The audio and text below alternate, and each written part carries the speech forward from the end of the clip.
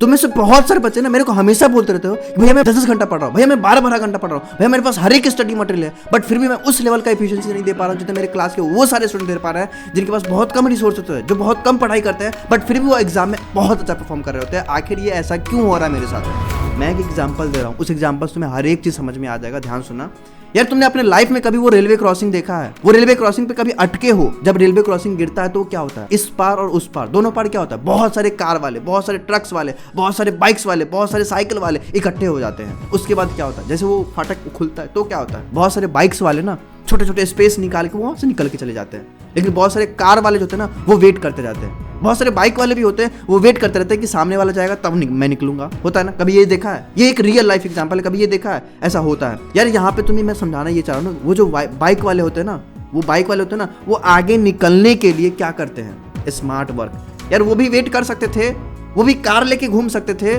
मैं तुम्हें यहाँ पे दो चीज समझाना चाह रहा हूँ कि यार पहला ये है कि तुम जितना कम रिसोर्स लेके घूमोगे ना, तुम उतना अच्छा परफॉर्म करोगे। वो जो बाइक वाले थे ना, वो अगर कार लेके घूमते ना तो शायद वो भी उस जाम में अटके रह जाते।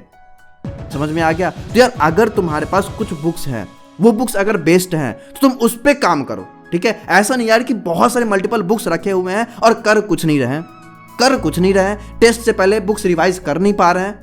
और वो जो बेस्ट बच्चे होते हैं ना, जो बहुत कम रिसोर्स लेके घूम रहे होते हैं ना, वो क्या करते हैं, जो रिसोर्स होता है ना उसी पे सबसे ज़्यादा काम कर रहे होते हैं। दूसरा चीज़ मैं तुम्हें ये समझा रहा हूँ कि स्मार्ट वर्क करना।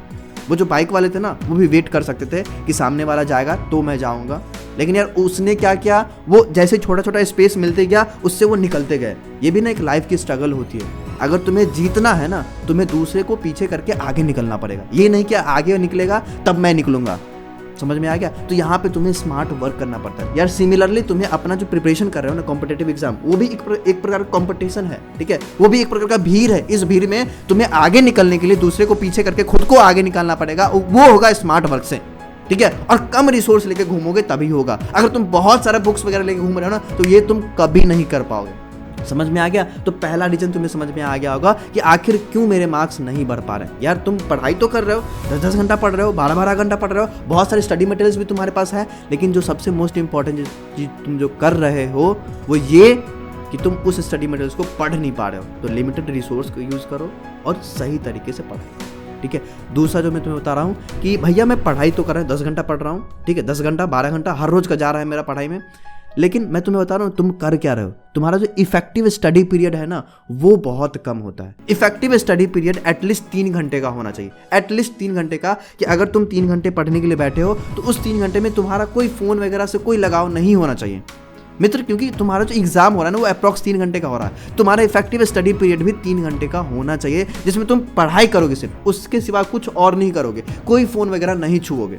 समझ में आ गया? तो इफेक्टिव स्टडी पीरियड पे ध्यान दो, वो तुम्हारा एटलीस्ट 3 घंटे का होना चाहिए हर रोज का। और तीसरी चीज ये है कि भैया जब हम ओवर मोटिवेटेड होता है ना, हम बहुत पढ़ते हैं, लेकिन होता ये है ना कि वो जो मोटिवेशन होता है ना, कुछ पल के लिए रहता है, कुछ दिन के लिए रहता है, वो लंबे समय तक रहता नहीं है। तो मैं तुम्हें बता रहा हूँ कि कंसिस्टेंसी, समझ रहे हो? Consistency is the key of success. अगर तुम लाइफ में कितना बार भी गिर जा रहे हो या 100 बार गिरे हो ना, तो एक बार और उठ के तुम अगर बोलते हो यार मैं कर सकता हूँ, दैट इज कंसिस्टेंसी, ठीक है?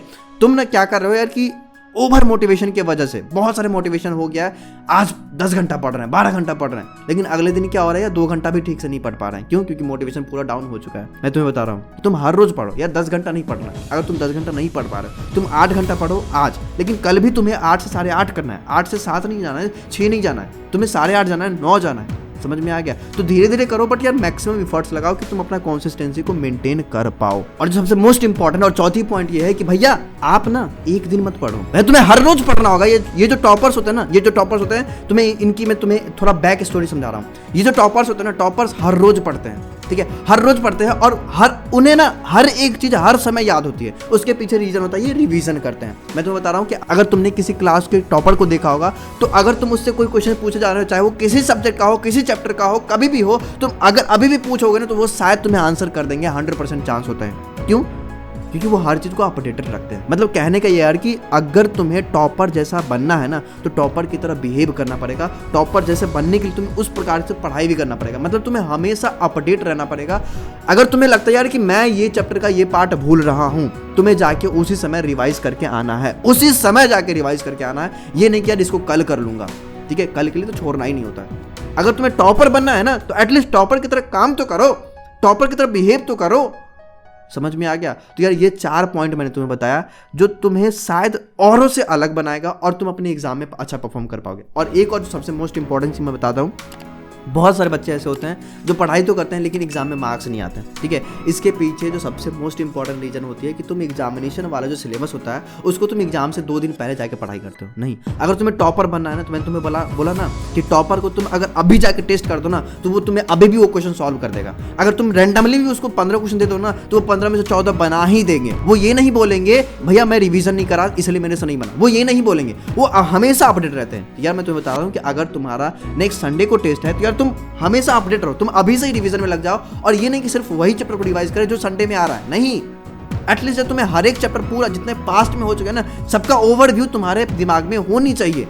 ठीक है, ये कुछ 4-5 लक्षण थे टॉपर होने की जो तुम्हें दूसरों से डिफरेंट बनाएगा। ठीक है, इस पे काम करो, तुम खुद आगे निकल जाओगे, तुम्हारा खुद मार्क्स इंप्रूव हो जाएगा।